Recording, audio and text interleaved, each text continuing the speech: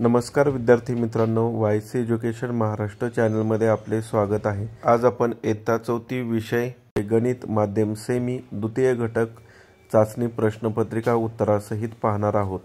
ही प्रश्नपत्रिका 19 गुणांसाठी आहे। Question number 1, how many edges does a given shape have? Circle the correct option. Answer option number 12। जी दिलेली आकृती आहे त्यांच्या कडांची म्हणजे बाजूंची संख्या मोजून गोल करायचा आहे। Question number 2, solve. 20 रुपीजच्या नोटा किती येतील 100 रुपयाच्या? तर 5 येतील।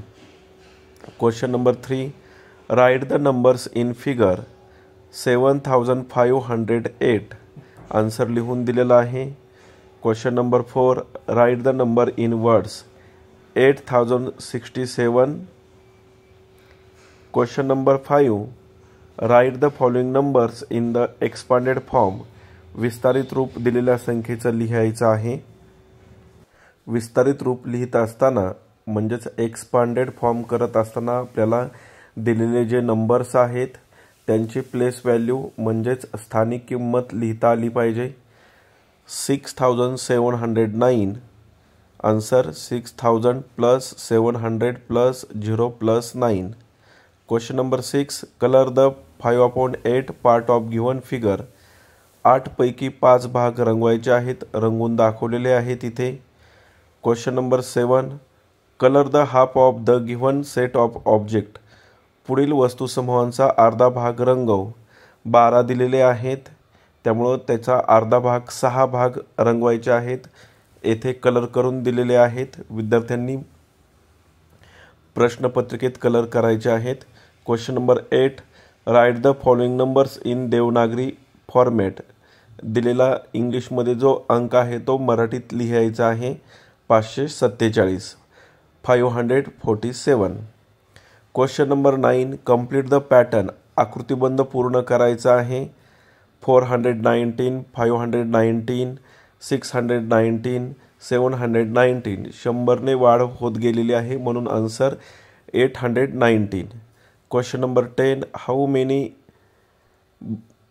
Bouquet can be make from 340 flowers with 8 flowers in each bouquet? How many flowers will be left over? एका गुच्छात 8 फुले याप्रमाणे 340 फुलांचे किती गुच्छ होतील?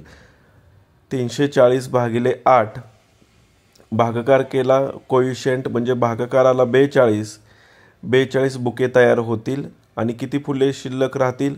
4 flowers will be left over.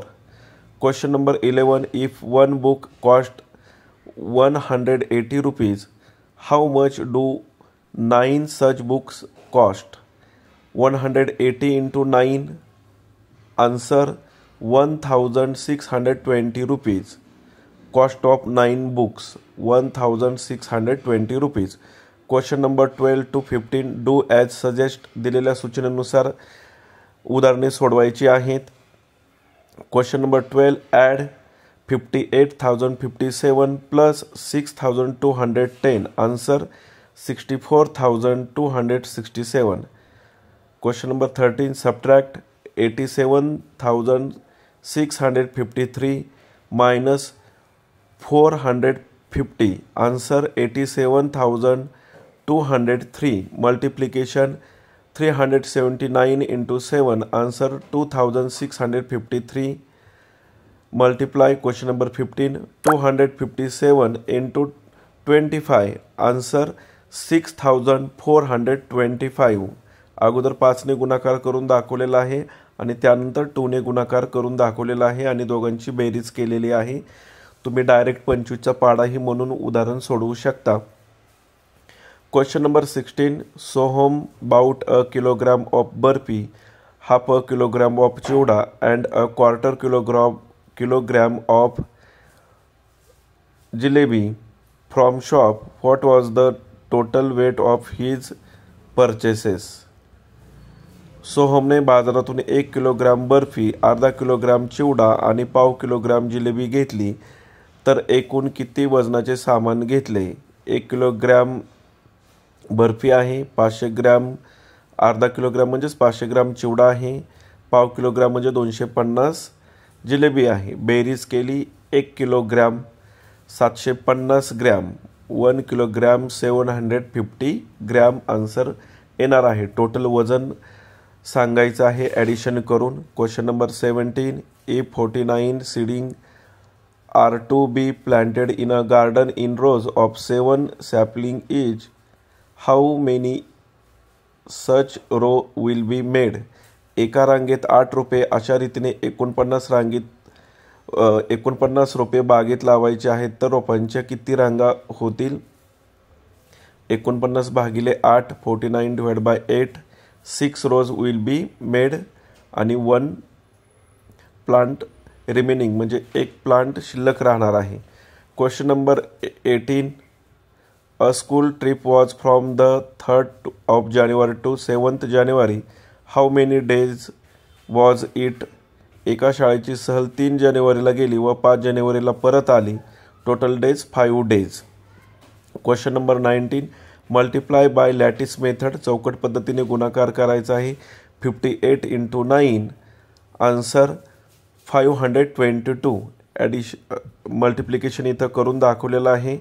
9 5 450 झिरोला zero घ्यायचा आहे आणि 9 8 72. Question number 20. Divide 754 divide by 7.